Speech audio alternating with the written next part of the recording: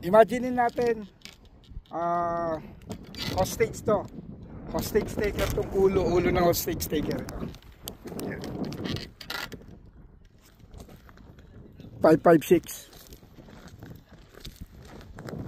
Siguro mga 40 to 50 yards to eh. Okay, let's go.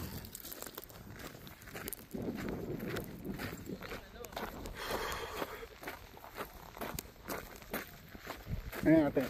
Hostage kunyari yan. Hostage. Ayan natin. Ulit, tama na to. Itira ko pa rin siya, ha? Okay.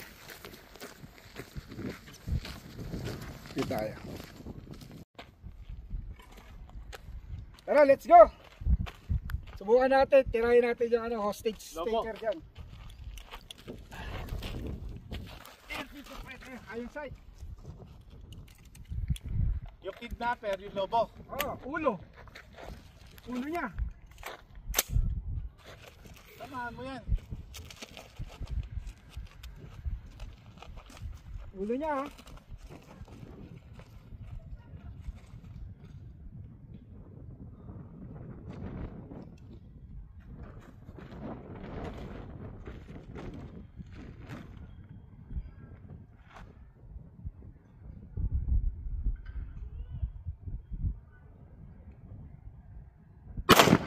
Apol.